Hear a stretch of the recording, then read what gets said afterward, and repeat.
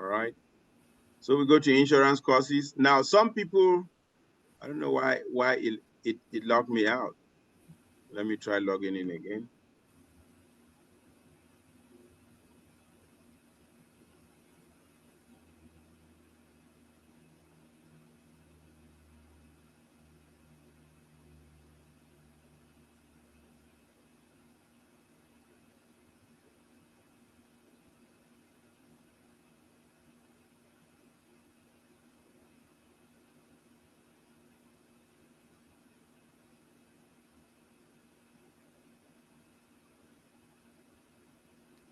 There we go. We are logged in. So to me, it doesn't matter if you use Excel or ExamFX. We teach the material. We teach for you to understand it and go past the exam. And we teach for you to be able to apply this. Because when you start writing policies, talking to clients, this knowledge matters. Because with this knowledge, you're going to be able to overcome a lot of objections. So this knowledge matters.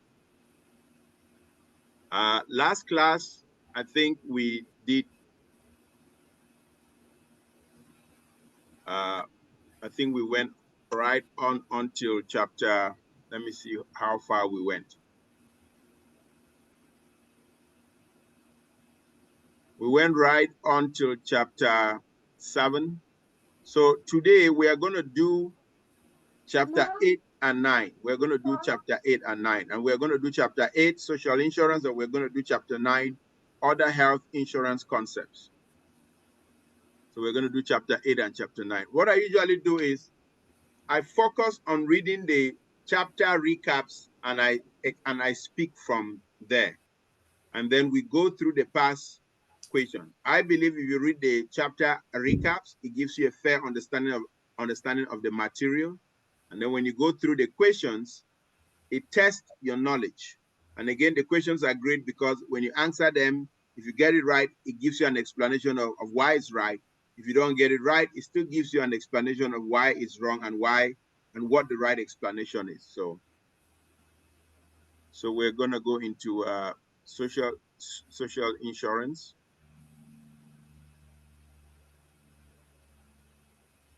Again, you can always go through the various chapters here: Medicare, Medicare supplement policies, Medicaid, Social Security benefits, and all of that. But in the interest of time, I'm just going to go through the chapter summary and explain. So, chapter recap. Okay. So Medicare.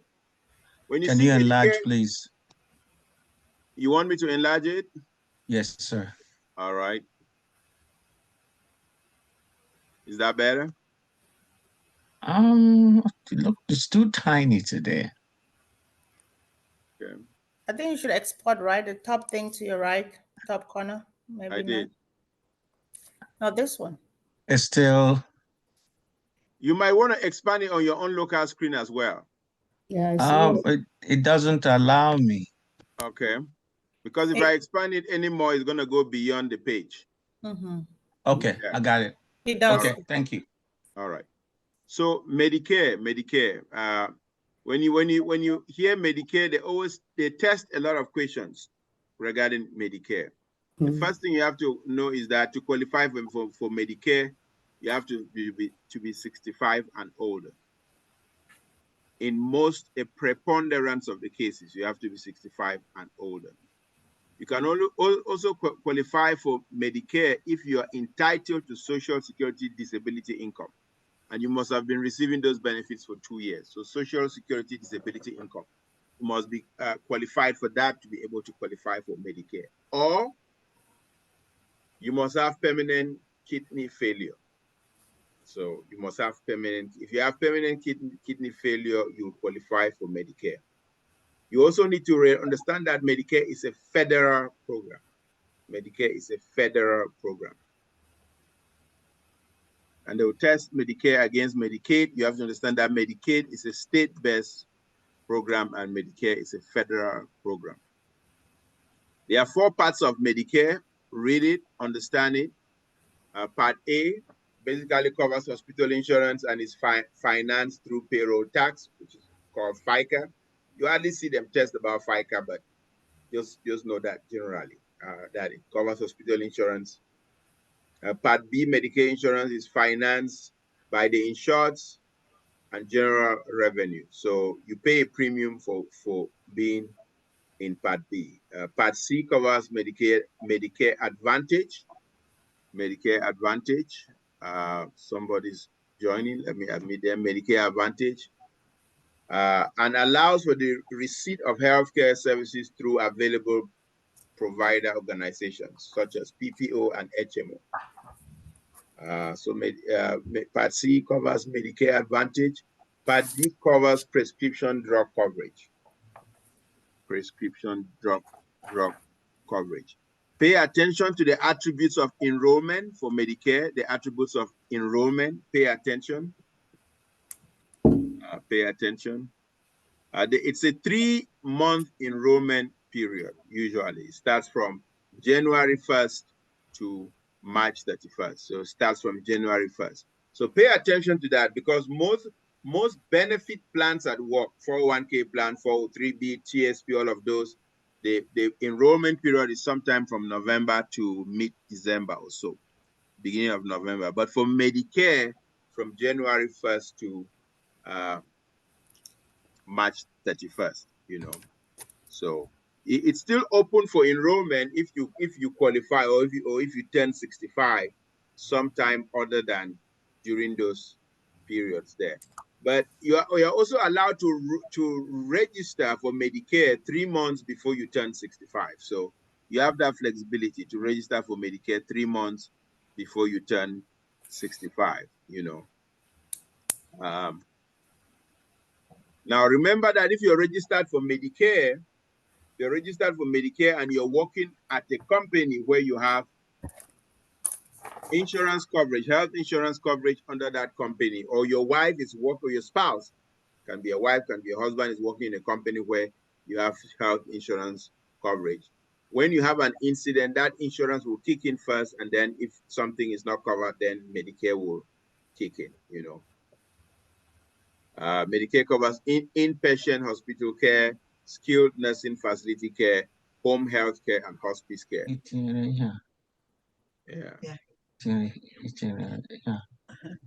Hospice care. All right. So,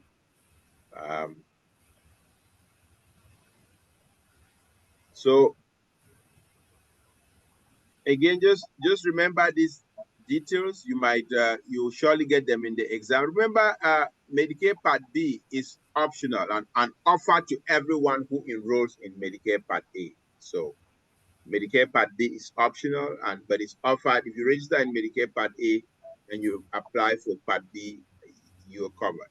Covers doctor services, outpatient hospital visits, home health visits, other medical and health services, prescription drugs. The coverage is limited. That's where Medicare, Medigap comes in, you know. Outpatient treatment of mental illness, yearly wellness visits. So all of those are covered by Medicare Part B. Part C covers Medicare Advantage. To qualify for Part C, it needs for you to be enrolled in Part A and Part B. So to qualify for Part C, you need to be enrolled in Part A and Part B, you know, and it's provided by approved health maintenance organizations and preferred provider organizations. So PPOs and HMOs. PPOs and HMOs. All of these language acronyms that define the nomenclature of the United States health system. Part D covers prescription drug benefit, you know, and it's optional coverage through private prescription plans that contract with Medicare. So Part D, you know.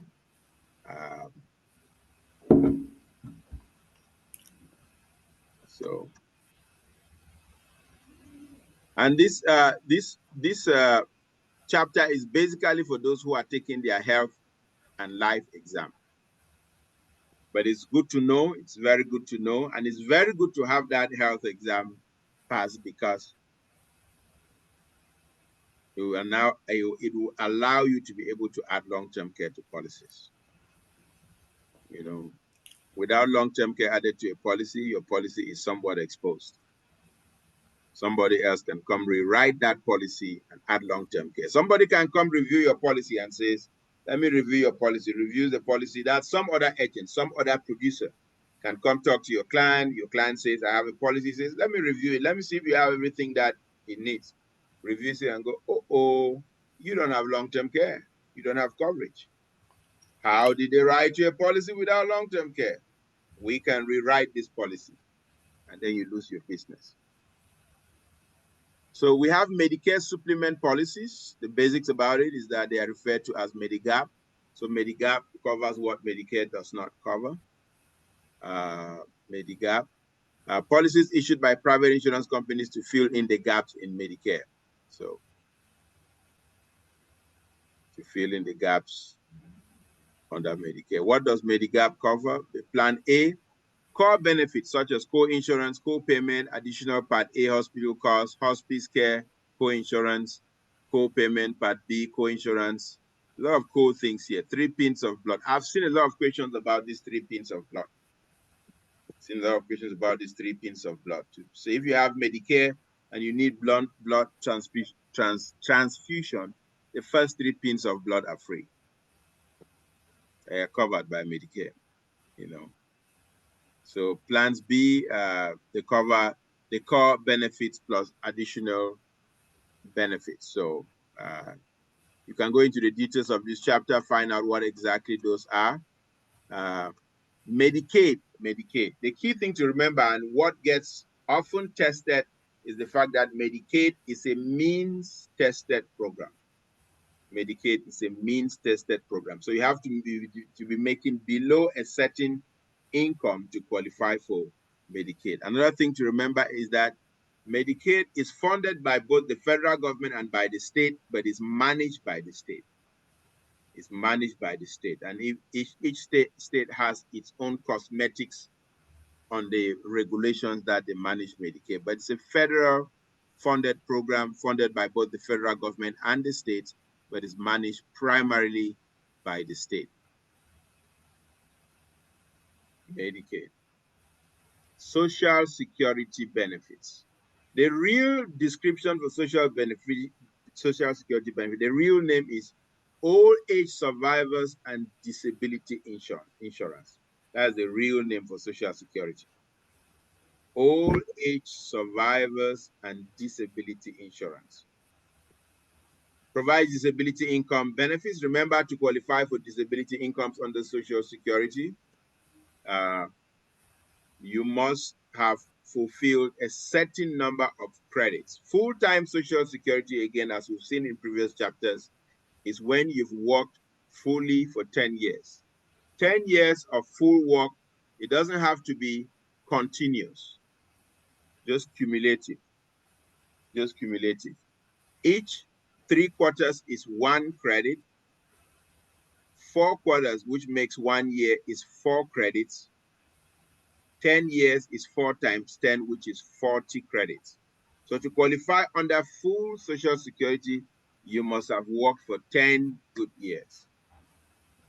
So if you want to work hard, accumulate your credits for Social Security, and then take your smurfing boat, go to Hawaii and smurf the rest of your life, and then come back when you're 62 years and collect your Social Security, you just need to work for 10 good years, so long as you have funds to live on while you're in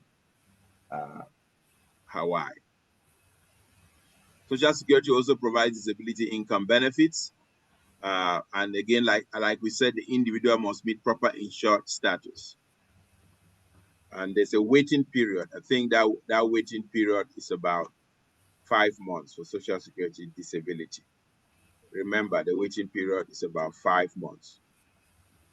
Like we said, you must have earned 40 work credits, 4 for each year, 20 of which were earned in 10 years before the disability. So of those 20 credits, you must have earned them in 10 years before the disability. Remember that if you are between, I think, the ages of 27 and 33 or 34, and you can qualify for Social Security disability if you've put in at least half of the full-time credits for those years. So let's say you've between the ages of 21 and 27, those are 6 years. 6 times 4 is 24. You must have put in at least 12 credits to qualify if you have a situation that prescribes qualification for Social Security. We'll learn more through the questions. We'll learn more through the questions here. So let's see if we can get to some of the questions here. Chapter quiz, but we participate by asking everybody in class to take turns reading. That way, my course voice is not the only one that is on display. My coarse and tired voice is not the only one that is on display.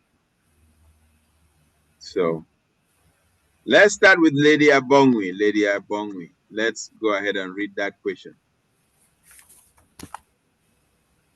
Okay. In which of the following situations would Social Security disability benefit not? Yeah, I know. I'm trying to adjust it so that you can read it. I know that we expanded it so much that it's difficult to totally read it. So let me see if I can adjust it. All right, go ahead. Thank you. In which of the following situations would Social Security disability benefit not cease? Okay. Oh. That's okay. Yeah, you read the options. You read the answer options. Yeah. A, the case where the individual dies. B, the individual's son gets a part-time job to help support the family. C, the individual has undergone therapy and is no longer disabled. Or D, the individual reaches age 65. Okay. In which of the cases will the Social Security disability not cease? Is it D? It could be D, and it could be. First of all, let's look at some. Not cease. Let's start. It's always good to eliminate the most unlikely two. When you eliminate the most unlikely two, then you have a chance of. Then you have a 50-50 chance now of getting the right answer. So which two here do you guys think we can eliminate? So the question is the outlier, not cease, right? Not cease, yes. Okay. We eliminate D. Okay. Tina wants us to eliminate D, so let's eliminate not C. Means A. We eliminate A. The individual dies. When the individual dies, the disability will cease. We cease, definitely. So, correct. Remember the answer not cease. Not cease. I think D, we can't eliminate D because you turn 65 and you start collecting Social Security. So it continues. Yes, we're not talking about eliminating the ones that we think is not right. First of all, what he said was eliminate the ones that we think is not right. Then before we talk about, look at the ones that we think is right. That's true. So if we eliminate the one that is not right, if the person dies, the Social Security will cease. Because I say not cease. Correct. So we eliminate A. We eliminate A because it will cease. We eliminate C too. No, we'll cease. Will not cease. Yeah, if your disability stops, then the payment stops. So we eliminate C. So we are left now between B and D. Yes. Not to cease. So we think D is the answer. We think D is the answer. Yeah. Remember the answer, not but to cease. But look at B. Look at look B. at the answer. Look at B. The individual son gets a part-time job to help support the family. Will that individual's disability cease? No. Yes. No. No. If you don't see, it's because the son is just supporting. And that's the answer then, B. So, but let's look at D. What does D say? D says the individual reaches 65. Now, there's something you have to factor in.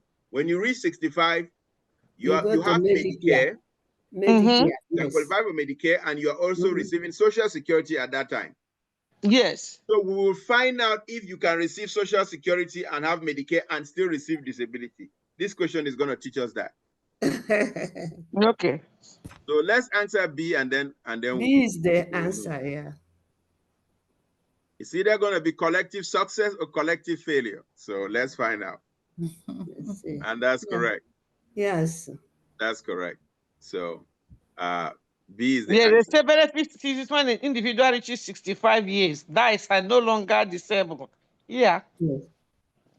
Yeah. So Abongwe, you want to read that entire explanation? We need to understand it. Okay. Benefit cease when the individual reaches age 65, dies, or is no longer disabled. If a person has been receiving Social Security disability benefit at the time they turn 65, the disability benefits cease and are replaced by Social Security retirement benefit. At death, family benefits will continue as survivor benefit. Benefits will continue for an adjustment period of 3 months if an individual no longer satisfies the definition of disability. All right. So we've learned a lot. We've learned a lot. Yes, we've learned that benefits will continue for an adjustment period of 3 months if an individual no longer satisfies the definition of disability. So they will still continue for 3 months. We've also learned that if you're collecting disability when you hit 65, Social Security kicks in, disability ceases. Yes, and they are replaced by Social Security retirement income. So we've learned a lot here. Yeah. All right. So this was collective success. Yes. All right. Let's come to the next one here. Vivian, can you read this one? Okay, question 2. Say, in order for an insured under Medicare Part A to receive benefit for care in a skilled nursing facility, which of the following conditions must be met? A, the insured must have first been hospitalized for 3 consecutive days. B, the insured must cover daily co-payments. C, the insured must have a Medicare supplement insurance policy. D, there is no benefit provided under Medicare Part A for skilled nursing care. Okay. Very interesting. So again, I like these questions. So far, I love these questions because they are pushing us to think and they are pushing us to reason. You know. So again, let's try to eliminate the most unlikely two. So in order for an insured under Medicare Part A to receive benefits for care in a skilled nursing facility, which of the following conditions must be met? So 1 is right, 3 are wrong. So let's identify the first 2 that we want to eliminate. Any takers to eliminate? D We and eliminate C. C, I think. And D. Yeah, we eliminate C because when we went through the Medicare A, B, C, and D, I think C is Medicare supplement. Yes. And by the time you have A, we are not talking about C yet, and they're C talking anymore. about coverage under Part A. And C talks about the insured must have Medicare supplement policy. So we eliminate that. Yes. Let's look at B and ask the question: Must you have co-payments, and must you have covered them in order to receive Medicare benefits under Part A? Not necessarily. Sometimes, but not. All right. So let's put that on hold. Let's look at D. D says there is no benefit provided under Medicare Part A for skilled nursing care. Can that be true? No, that's false. No. Okay. So we Because- eliminate that. So we've eliminated B and D. So we are left now between A and C. A says No, we eliminated C because we talked about Medicare supplements. correct. We eliminate that. We eliminate that. So we eliminated C and D. Yes. So we are left now with A and B. So A says the insured must have been hospitalized for 3 consecutive days. B says the insured must cover daily co-payments. I think the answer is B. I don't know. I'm just assuming. The answer is A. A, is it A? 3 Yes. consecutive days and daily co-payments. I don't know. A. Since it's a skilled nursing home, I think A is more feasible. I mean, who goes to nursing home? All right. Making co-pays. I don't know. Let's go with A. We'll learn. We'll learn. know. The most important thing is that we'll learn. These exams are very depressing. Yes. And that's correct. That's correct. The exams are very depressing. Yeah. Collective success. So when you get into that exam, just think, what would Tina think at this stage? I know, right? What would Vivian think at this stage? That's actually how I study it. I think of people and I just like, okay. So Yeah, because, Vivian, you want to read that explanation? Okay, so part A covers the cost of care in a skilled nursing facility as long as the patient was first hospitalized for 3 consecutive days, and the services are medically necessary and only up to amounts deemed. Okay. When you get your health license and you have to do a 9-hour training course for long-term care. And when you do that training course, you come heavily across these 3 consecutive days. You have to have been hospitalized for 3 consecutive days. But can I divert a little bit? Just a quick question though. Go ahead. So if your client has these long-term riders, do they qualify for all of these then or no? So that's long-term care. See, Medicare is a policy that covers you for, first of all, when you're 65 and above. Okay, they will cover you for a lot. Long-term care is a policy, or is a rider on a policy that allows you to use the funds in that policy to pay for medical expenses or care. So there are things that might run in parallel. Okay. For example, if you're 40 and you don't yet qualify for Medicare, but you have a situation that needs long-term care. Let's say somebody who is 40-year-old father in Oklahoma City with 3 kids, gets up in the morning, is driving to work. A truck runs across the highway, crushes him, his legs are damaged, he can no longer go to work. Again, remember, long-term care is just another form of chronic illness. And chronic illness is when you can no longer perform the 6 activities of daily living: walking, eating, dressing, bathing, transferring yourself, continence. If you cannot perform any 2 of those 6, you qualify for chronic illness or for long-term care. So if that father in Oklahoma City, his legs are crushed, he can no longer go to work, but he had a $1.5 million policy, guess what? That entire $1.5 million now becomes amounts that they will be paying him about $10,000 to $12,000 every month for him to cover his care, or for him to sustain his life. So in that case, you don't have to even worry applying for all this Medicare, disability, and all that. You don't have to do that, right? Or if you apply and good question, very good question. Or if you apply and you get the disability, then you can take the disability and still keep your policy as a legacy transfer. Okay. So the policy gives you flexibility. It's a win-win. It's a win-win.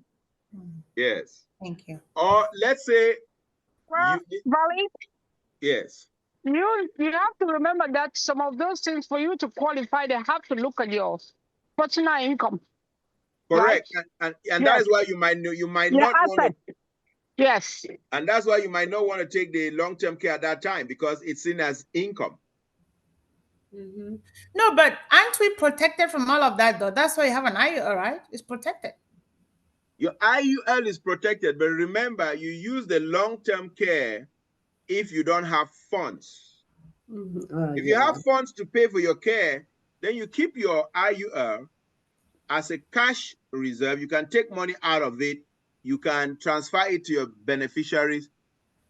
Let me give you an example, okay? Good example here.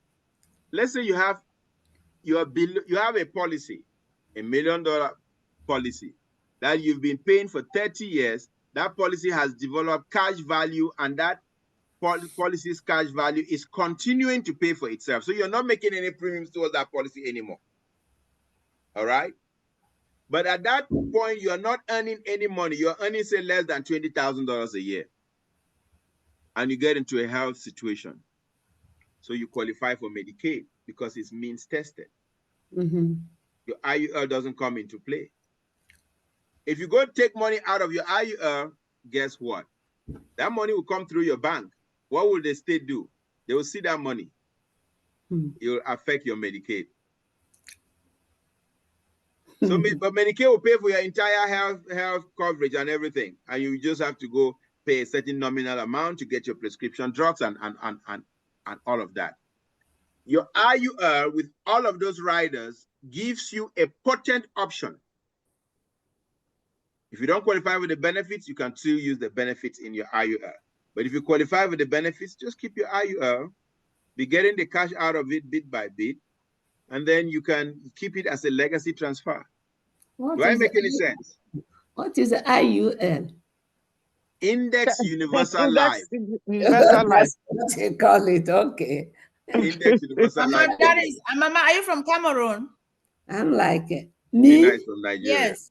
I'm a Cameroonian, Ghanaian. Well, that Nigerian. is the formula of the white people. That's the 419 of the white people, okay? Oh. That's the money. When you get your license, we'll teach you how to educate people about the IUL. Yeah, because I have to know, because I'm taking soon. I don't know what to come there. IUL, when you take the exam, they'll talk about index assets. Index assets. Okay. The IUL is part of the index IUL. assets. Okay, yes. Thank you. Yeah. Oh. So, you're such an inspiration, Mommy. Thank you.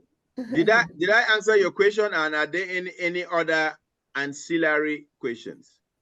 I think you answered it. That's why I wanted to know what it meant before. All right. If I mess up for a little Which thing. is good. Desmond, if you are there, can you read this one? Dr. Desmond, can you read this one? Remember, we don't want to be formal. I'm a student, so I'm Desmond. All right. Remember that 2 times now. Okay. Okay. Proceed, Which of the following statement is correct concerning the relationship between Medicare and HMOs? A HMO do not pay for services covered by Medicare. B, HMOs may pay for services not covered by Medicare. C, all HMOs and PPO charge premiums beyond what is paid by Medicare. Excuse me. D, Medicare Advantage is Medicare provided by an approved HMO only. These questions today are wearing black belts. They have taekwondo. Yeah. So which of the following statements is concerning the relationship between Medicare and HMOs? Can we first distinguish between HMOs and PPOs? PPOs are group. PPOs are group of doctors who come together HMOs are healthcare management organizations. Okay. And they go ahead, boss. Go ahead. No, you're doing a great job. You're doing a great job. Health management organization, isn't it? That is what HMOs are. Correct. Is the HMO superior in a way? Is it a preferred? They just do different things. Okay. They do different. Is Blue Cross Blue Shields an example of an HMO? Yes. Yes. All right. That's an That's excellent. So that's an excellent example. Yeah. No. So, which of the following statements is correct concerning the relationship between Medicare and HMO? So, let's go one by one and see which one is not correct here. A says HMOs do not pay for services covered by Medicare. False. Okay. Do not pay. HMOs do not pay for services covered by Medicare. If it's covered by Medicare, then would HMOs pay for it? No. No. Probably not. So that one is probably correct. So we hold it. B says HMOs may pay for services not covered by Medicare. Yes. That's correct. So now the pot thickens. We have two that might be correct. Let's go to C. They say all HMOs and PPOs charge premiums beyond what is paid by Medicare. False. False. All right, so we eliminate that. Then D says Medicare Advantage is Medicare provided by an approved HMO only. Not really. Okay, so we eliminate that. Every time we see something that is very absolute, like only, like must, we should be very suspect of those answers. So pay attention to in the exam. Every time you see something that is extreme, that is absolute, be very suspect of that. Yes. So we eliminate C and D. So we are left with A and B. A says HMOs do not pay for services covered by Medicare. And B says HMOs may pay for services not covered by Medicare. So let me ask you guys a question on A too, because there's something that is finite or fine that might be delineating between A and B. So I'm gonna ask a question. I'm gonna say, let's say somebody is above 65 and is working in a company. So they have group health insurance there. So hold that thought. So let's come to A and says HMOs do not pay for services covered by Medicare. That company might have an insurance coverage through an HMO like Blue Cross Blue Shields, right? Yeah. But that individual is above 65. Will the HMOs not pay for services covered by Medicare in that case? One will be primary and one will be secondary. Which one is going to be primary? The HMO will be secondary, and Medicare will be primary. HMO is primary, and Medicare will be secondary. But that answer says HMOs do not pay for services covered by Medicare. Is that true? Seen in that light. That's what I in that case, we have two organizations. One will subrogate the other. Is that, if that assumption is correct? And if HMO is primary, then HMO will pay for services covered by Medicare. Yes. That's right. So, and the question says, which of the following statements is correct? So that answer is wrong. So A would be the answer. Is that correct? No, they say which of them is correct. We've decided that A is false. So HMOs do pay for services covered by Medicaid. Correct. If that was the option, that would be accurate, but they're saying do not. Yeah. So that's are we correct in assuming that B is the answer then? B says HMOs may pay for services covered by Medicare. Using the logic of A, it's not covered. May pay for service not covered by Medicare. That's which is true. B, yeah. Let's see if we are right. Again, we'll learn. We're just trying to see what logic we use to get to the answer. Let's see if this is correct. These questions are teaching us a lot, guys. Pay attention. Yeah, that's why that topic is, that chapter is so hard. Yeah. It's so hard. Yeah, I studied and studied. Mr. Valentine. I studied, but can we spend, how much time do we spend in one question in the exam? I mess up. I think you have about 2.5 hours and 120 questions. 150 questions. It's 150 questions. 150, right? Yeah. Yes. So you need to move fast. Yeah. There are some questions that you're going to spend less than 20 seconds. Yes, yes, that's right. I call them low-hanging fruits. Yes. So you harvest and you run. Then you use your time on questions like this. Yes. Okay. Well, you have to say, what did Valentine say in that class about this? Yeah, I remember. And we remember Sister Tina's input too. Correct. Oh, so there was a lot of deductive reasoning that went into getting this answer, and I'm glad that we got it right. Dr. Des, can you read the explanation below? I told you not to be calling me Dr. Des. I'm going to leave this class. Somebody has to tell me something 3 times for me to listen, so I have listened. Name of God, the Father, the Son, and the Holy Spirit. Amen. I'm not a professor here. I'm not a professor here. That's why That's why my name is Desmond. Go ahead. Read the explanation. The advantage of an HMO or PPO for a Medicare recipient may be that there are no claims forms required. Almost any medical problems is covered for a set fee, so healthcare costs can be budgeted, and the HMO or PPO may pay for services not usually covered by Medicare or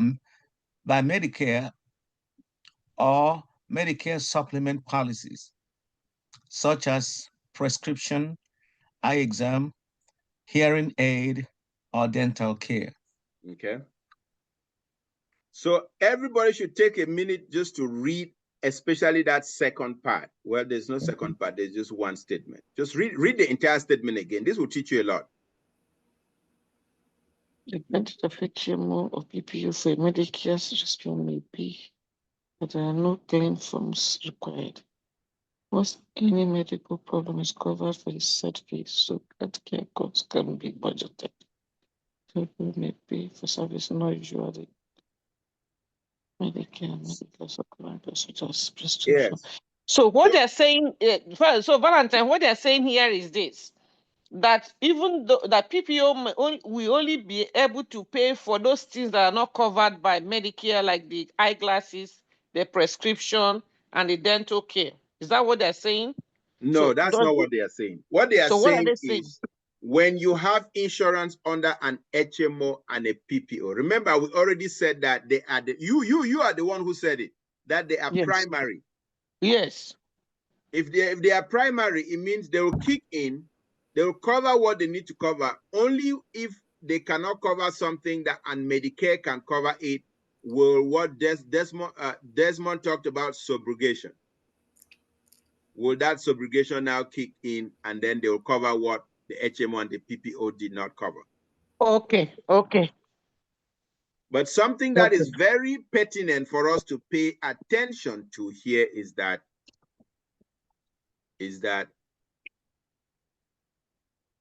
the last thing we say, an HMO and the HMO or PPO may pay for services not usually covered by Medicare or Medicare supplement.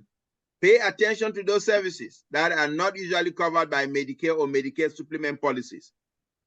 Prescriptions, eye exams, hearing aids, and dental care. So that's what I was asking. So that means that Medicare or Medicare supplement does not cover prescription, eye exams, hearing aid, and dental care. That's what they just told us. Okay. And now you can see down the line, that's why we have Medigap. Medigap, yes. That's why we have Medigap. Because it might not necessarily be an HMO or a PPO, or the HMO or PPO might be the one that now sells you Medigap. So let's go to the next one. We've learned a tremendous lot in these 3 questions. A tremendous lot. So 4 of 15. Olua from Lincoln, Nebraska. Can you read this one for us? What is the amount a physician or supplier bills for a particular service or supply? A, co-insurance. B, assignment. C, actual charge. D, approved amount. I think it's approved amount. Well, again, we've eliminated co-insurance. We've eliminated assignment. So we are left with actual charge and approved amount. But it's tricky. I think it should be approved amount. Approved amount, because that is where what is left is now left for you to pay, you know? The question is, I think it's actual amount, because when they send in their bill, that's not actually what is approved. They can send in the bill and they go back and deny this, negotiate that, you know. That's my thinking. Yeah. So the fact that they are going to pay them the approved amount does not mean that they will bill the approved amount. So it can be either of those two, just depending on how those examiners are thinking when they set this question. But what we know is that the physicians will bill the actual amount, the actual charge, but the insurance company will pay the approved amount. Okay. Let's see if that's right. Okay. Okay. And if it's not right, we'll learn, like right now. And that's correct. Actual charge. So Well, they're in the business of making money, so the rather of a charge, and the insurance comes back and say, you know what? Correct. So Olua, you want to read this explanation here? Okay. Actual charge is the amount a physician or supplier bills for a particular service or supply. Okay. Very good. Very good. And if I may add, Valley, and this same concept holds with even with your regular insurance when you're buying prescription. Like when you go to the pharmacy and they say the prescription is $1,500. When your insurance, when they on the back end says, oh, this prescription is $1,500, that's not what they're paying them. No, we're not paying this, you know, this you have to put this price down. So that's what it is. Correct. Lola, are you there? And if you're there, can you read this one? Okay. Which of the following is an eligibility requirement for Social Security disability income benefits? A, fully insured status. B, being at least 50 years of age. C, experiencing at least 1 year of disability. D, currently employed status. Okay. Which one do we want to eliminate real quick? We eliminate B and C. D. We eliminate B and D. We eliminate B and D. That's correct. And so we are now between experiencing at least 1 year of disability and fully insured status.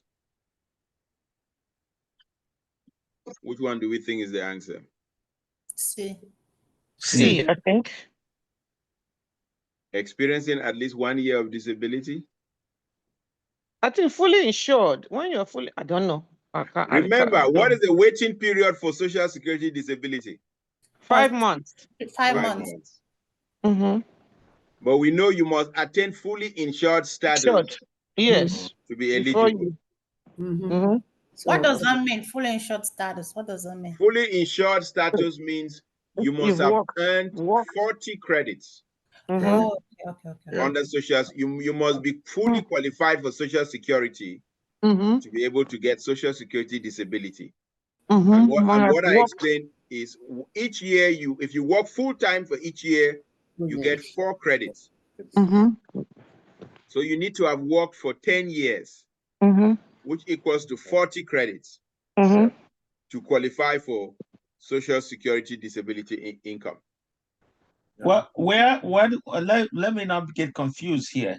Yes, being fully insured status is likely the answer there. But in terms of disability, I thought I read a place where they must, before they start paying them, is 5 months. They must be have disability for almost a year before they qualify. Is that correct? I am not sure that they have to wait for a year. But remember what the question says. Again, let's go back to that question. Say, which of the following is an eligibility? They did not say which of the following is the only requirement. Okay. They say which of the following is an eligibility. We know for sure that fully insured status is an eligibility requirement. Status, yes. Yeah. There are also other eligibility requirements that are exceptions. For example, if you have kidney failure, you qualify. So that's an exception as well. So, but let's see if we're right.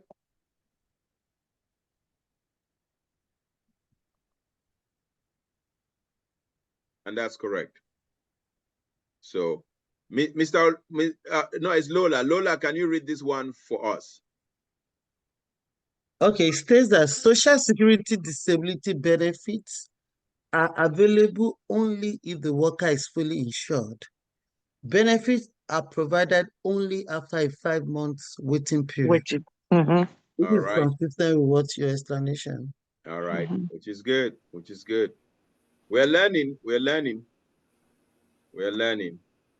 Florence, welcome to class. I know you joined quite a while ago. Welcome to class. And after you read this question, Florence, I have some good news for you. So can you go ahead and read this one, Florence?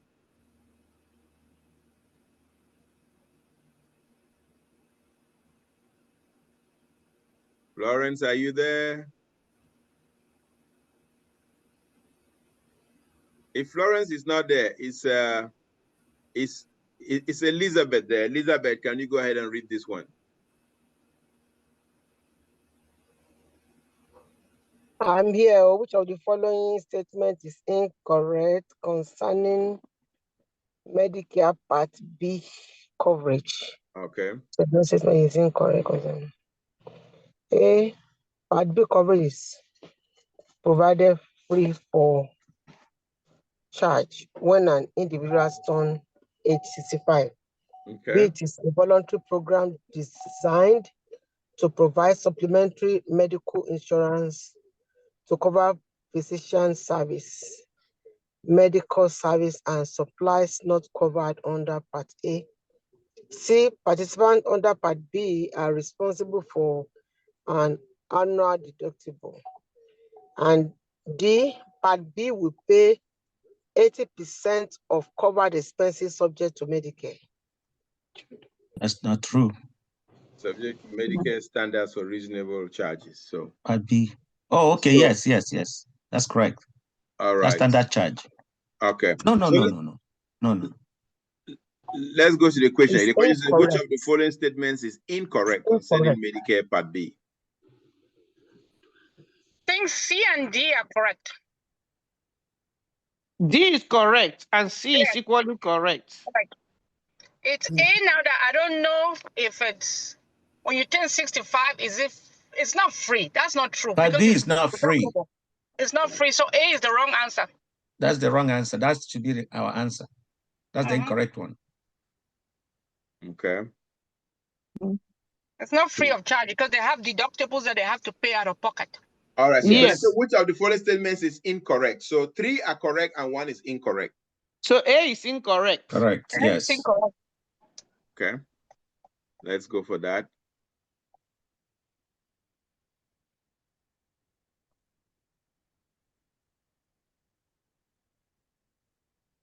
All right. So far, this group is acing everything, man. Yeah. They say those who desire Part B coverage must enroll and pay a monthly premium. So that's something that we've learned, okay? That Part B is not free. You have to enroll and you have to pay a monthly premium. But something else that we know is that when you qualify for Part A, enrollment for Part B is automatic. They will not deny you enrollment into it. So that we know. But what I want us to do also, Mr. Valentine, is that correct that Part B pays 80% of coverage expenses? Yes. What this is telling, yes. This is what I wanted to do, Desmond. This is what Right. I wanted to do. This is what I want to do. Because this question is very essential for us to drill down on our understanding on this Part A, Part B, Part C, Part D. Thank you. Let me go ahead and read question B, C, and D again so that we understand it. Please. And when I'm reading them, just remember these are correct. B, it is a voluntary program designed to provide supplementary medical insurance to cover physician services, medical services, and supplies not covered under Part A. Yes. So that is why we pay a premium. C says participants under Part B are responsible for an annual deductible. Yes. Right. Yes, that's a deductible. Part D stands for Des, which stands for Desmond. This is Desmond's favorite.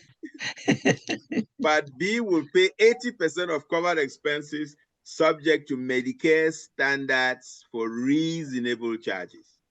Yes, because it's 80-20. Yes. Correct. So this is, I mean, that one. Let me D, right? We have Medicare Part B will pay for diabetic supplies, pay for your test strips, pay for your machine. When they come, they pay 80%. Now, patients that have supplement, the supplement picks up, they come out with zero copay. But if you don't have a supplement, you have a 20%, 20 out of 100 to pay. Does that make sense? Yes. So it's 80-20. Yes. So, well, okay.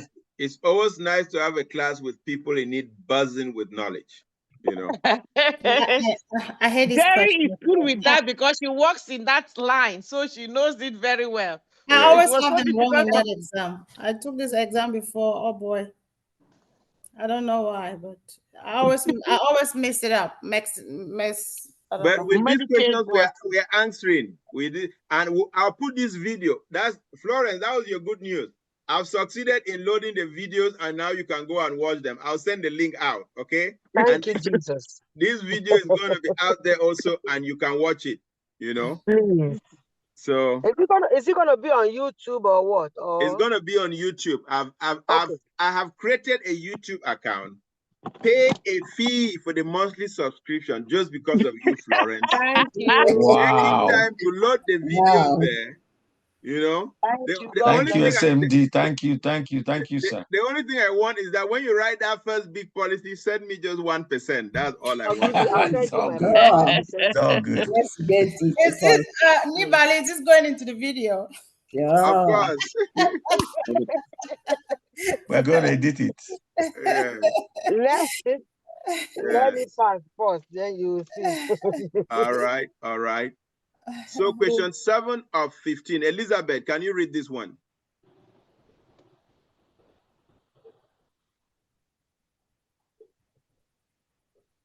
So for how many days of skilled nursing facility care will managed care pay benefits? 100 days. D. All right. Desmond went smack to the answer. He says 100 days. So, yeah. So cram this one. Cram this one. That go Pedro. Yeah. All right. And let's see if Desmond is right. Mm-hmm. And he's smart, right, very right. There is a copay after 21 days. Yes. Desmond, can you read this one for us? Treatment in a skilled nursing facility is covered in full for the first 20 days. Yes. From 21 to 100, the patient must pay the daily co-payment. There are no Medicare benefits provided for treatment in a skilled nursing facility beyond 100 days. Okay. Okay. And again, this is to go back and extend an explanation. This is when, if you have long-term care, guess what? Your long-term care kicks in. Your long-term care kicks in. Very important. See, this business we are doing, we are amalgamating so much knowledge that is going to go into help our community. Because just for us to be able to answer some of these questions for people who need answers and guidance, it's huge. It's huge. So, all right. Tina, you want to read this one for us? Okay. Uninsured has Medicare Part D coverage upon reaching the out-of-pocket cap. What percentage of the prescription drug cost is the insured responsible for paying? Okay. 0, A 0, B 50, C 25, D 15. I think the answer is A. All right. Any objections? All right. A as in apple, submit, correct. Tina, you want to read that explanation? Once the 2,000 out-of-pocket cap is reached, uninsured is no longer required to pay a co-payment or co-insurance for medication for the remainder of the calendar year. Excellent. Excellent. All right. So that means the medication for Part D is capped at $2,000 out of pocket. Correct. Okay. After 2,000, coverage is 100%. Okay. Yeah. Vivian, we want to go ahead and read this one for us. See, which of the following statement is not true concerning Medicaid? A, it is intended to provide medical assistance for certain categories of people who are needy. B, it consists of 3 parts. Part A, hospitalization. Part B, doctor services. And Part C, disability income. C, it is funded by state and federal taxes. D, it is a state program. I think the correct answer, which of the following is not true, is B. B. B. I think B for boy. B for boy. No, it cannot be B for boy. because C and D kind of cannot be funded by state, federal, and then state. It's not true concerning Medicare. That's what it is funded by state and federal, but it's administered by the state. Yes. Medicaid. It's funded by state and federal, but it's administered by the state. Medicaid for the poor. So that is what it. If the 3 consecutive parts, I don't think is there. That is for Medicare. Okay. The Part A, Part B, and Part C for Medicare. Okay. So I agree with you, Vivian. C and D are correct. It's funded by the state and the federal government, but it's administered by the state. So it's a state program. I don't know what that means. Remember the question. The question is which one is not true concerning Medicare. Correct. And that's why we identified C and D as true and we eliminate them. Yes, sir. So A says it's intended to provide medical assistance for certain categories of people who are needy. Is that true or false? True. And so the odd man out is which answer? B. B. It says it consists of 3 parts. Hospitalization, Part B, doctor services, and Part C, disability income. I think they might be talking about Medicare here, not Medicaid. Yes. Medicare. They just want to confuse us. Question. I know Brother Valley is teaching. Any of you taken this exam before? No. I have. None of us No. here. But this No. question always comes, and I always fail it. I don't know the distinction between funded and now administered. Now I know. All It right. always comes. I've done it twice and I failed twice. All right. So pay attention, guys. Yeah. As you go to take this exam, and I better say this now because I know there are some people who are taking this exam within the next few days.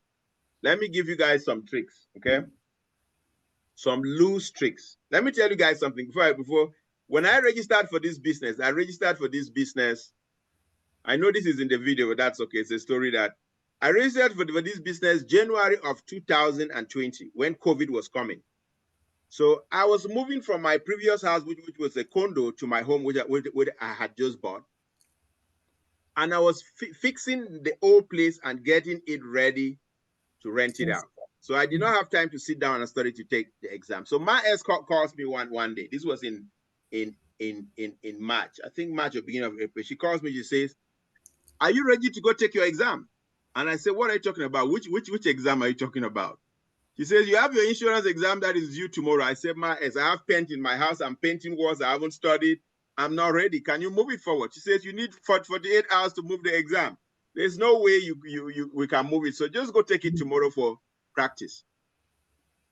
So I had mixed some paint. So I used that paint and then I shut down. I went to a Thai restaurant, got me some nice Thai food to eat, came back at about 1 and crashed from about 1 p.m. till 5 p.m.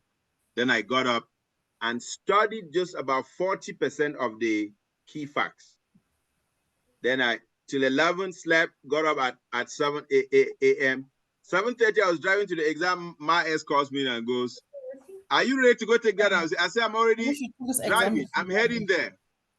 So I went, I took that exam after having studied for 4 hours and I scored a 71.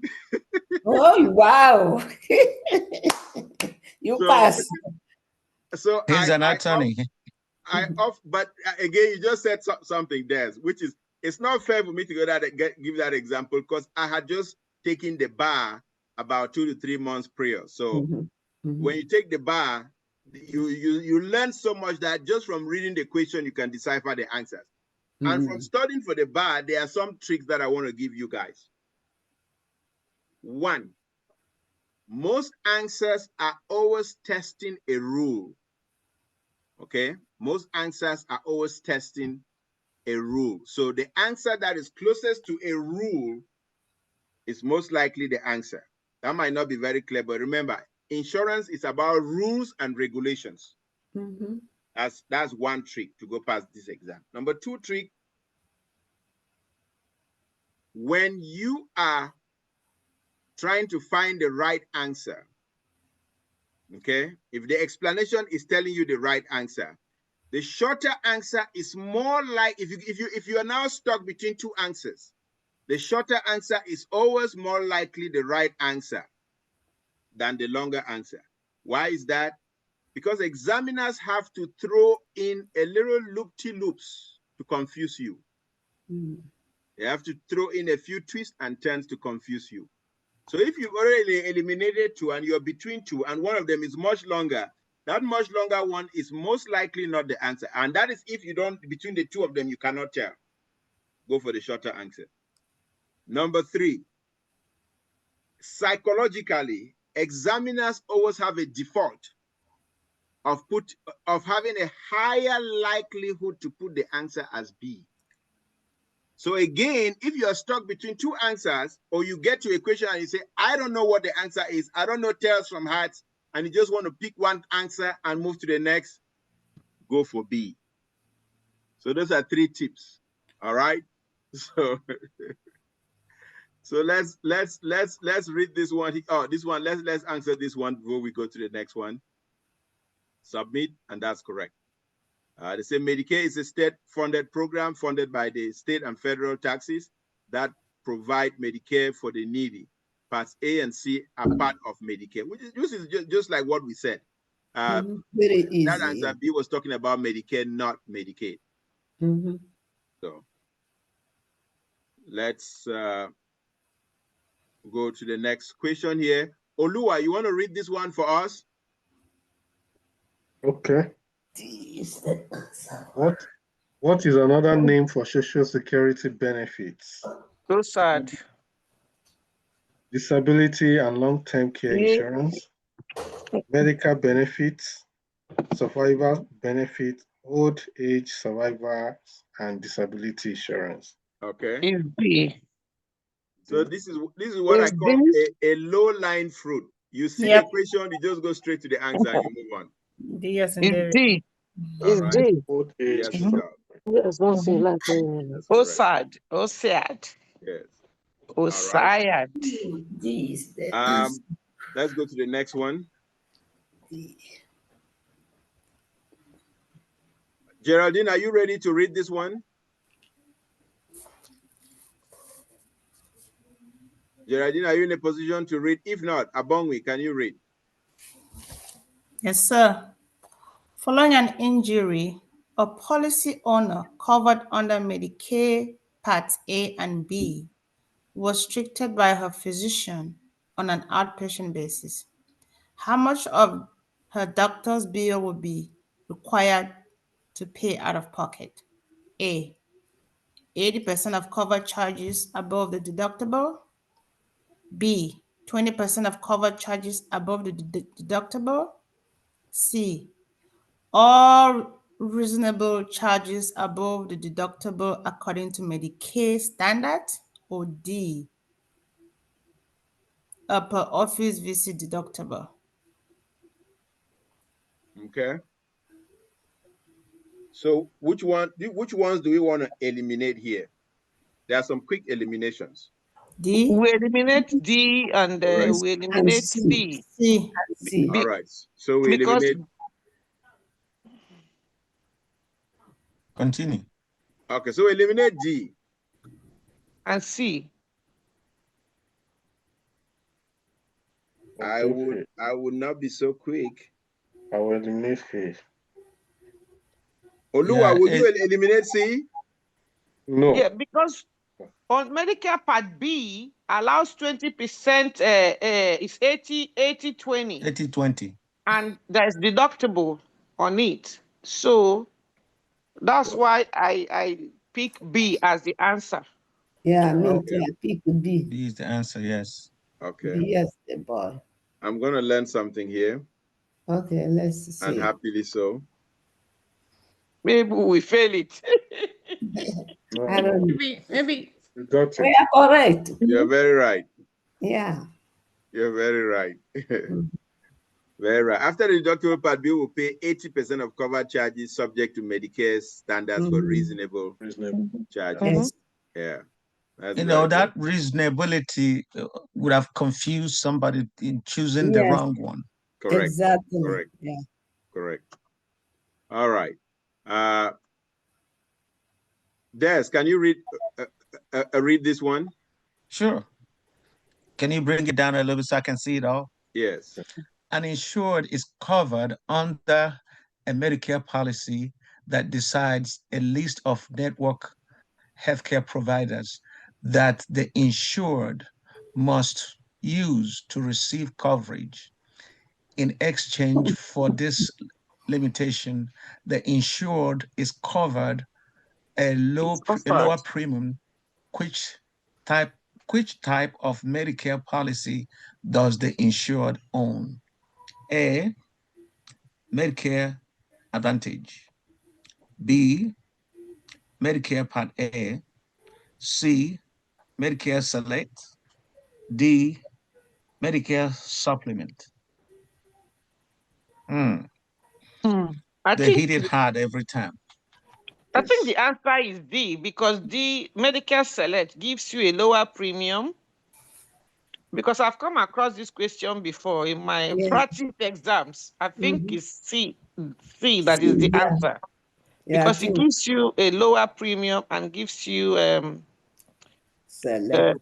Yes, you select you. I think that's me thinking. I don't know. I think that's what I would take too. All right. So Let me go with what Vivian says and let's find out. Did you You are say taking the A. I said, no? you're taking C. B. I said You C. said C. C. C. C, I said the C too. All My right. word is almost like an HMO. Yeah, Mm-hmm. yeah, That's correct. correct. Last time we saw it and we missed it. Okay. C. Desmond, Medicare select yeah, Medicare go ahead. select policies require insured to use specific health care provider and hospitals, except in emergency situations. In return, the insured pays lower premium amounts. So they are about All to right. go Very good. Very good. Very good. But by the way, I just want to recognize the presence of Miss Sabina Love in class. Miss Sabina, welcome. It's always good for you to come give us your support. We appreciate you being here, SMG Sabina. So, question 13 here. Florence, can you read this one if you are available?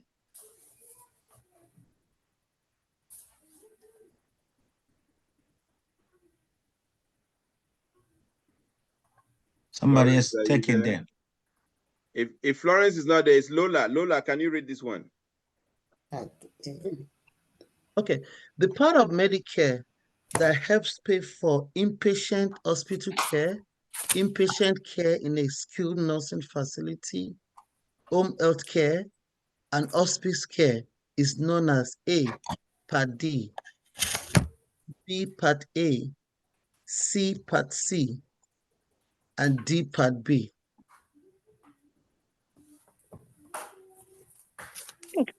A should be the A. answer. Say Part A. Part A, because Part A pay for hospitals. Part A, B. A, that's B. That's B being B, the that's answer. A, B. Yeah. B for boy, yes.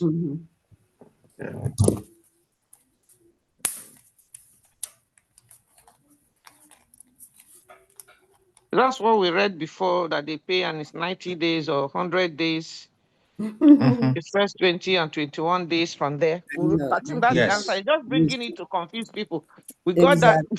that question came before, but in a different format.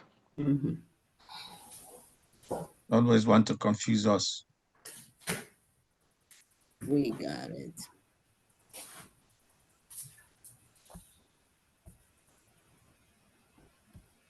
Can you read the answer? I'm sorry. Medicare Part A. Medicare Part A pays for these services subject to co-payments and limitations on the number of days of care.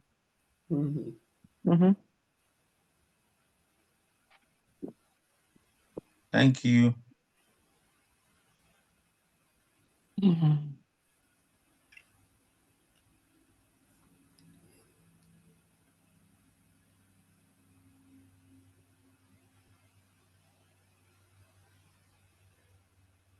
Thank you, sir. It sinks in now.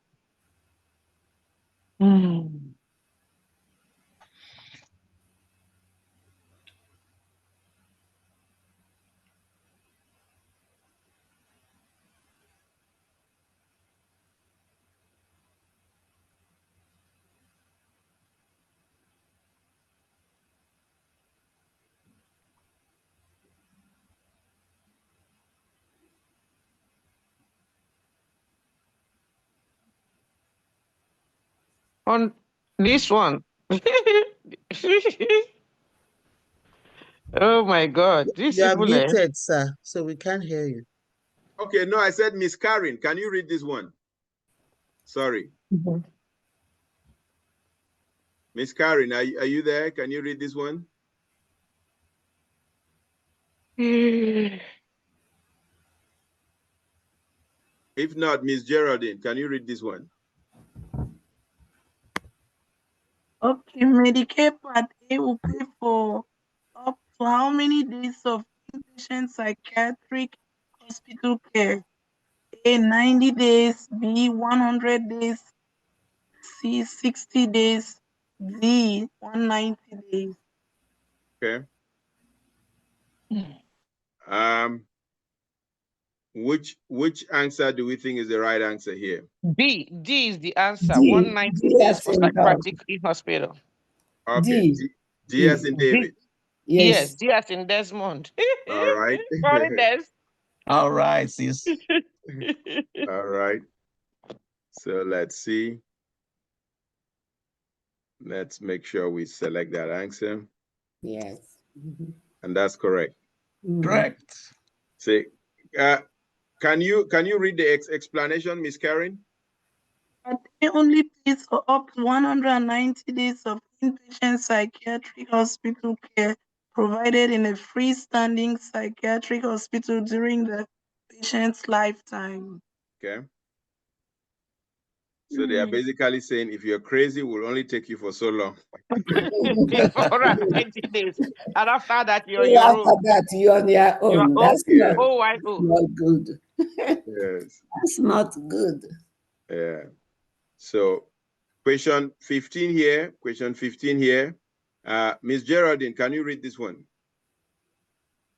Sure. Medicare Part A services do not include which of the following? A, outpatient hospital treatment. B, post-hospital skilled nursing facility care. C, hospice. D, hospitalization. Outpatient hospital treatment. Okay. Let's see if that's correct. Yeah, because that's about to be so. Do it. And that's correct. Yes. Outpatient treatment is covered under Part B. Part B. All right. Excellent. Can you Excellent. pull it up again, please? Let's go look at the question. Yes, sir. Mhm. We're not seeing it. Okay.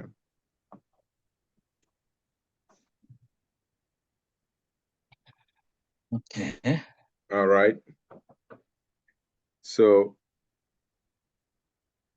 let's see what score we had as a class. Okay, we did. Yeah, I wish you can get this in the exam. 100%. That would be nice. Perfection.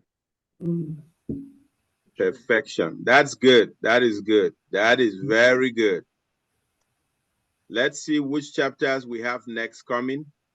I think we spent a lot of time on this chapter, but I also think it was very worth it. Yeah, it was very worth it because I've always had problem with this. I I've been doing the practice struggle with it questions all the time. Yeah. Yes. Never get it correctly. So, that is good. So in chapter 9, we are going to do other health insurance concepts. I think we've so far been in class for over 90 minutes and we've soaked in a lot of good material. I would advise that we take a break now. And then, do you guys want to keep going or you want to take a break? Yes, finish what you want to say. Yes, so I think we should take a break and I'm trying to see if we can have an extra class over the next few days. Okay. Let's have an extra class because I need these classes to I need to take my exam, but I need the classes. We can do the next chapter tomorrow. Are you guys available, say, at 6:30 p.m.? Sure.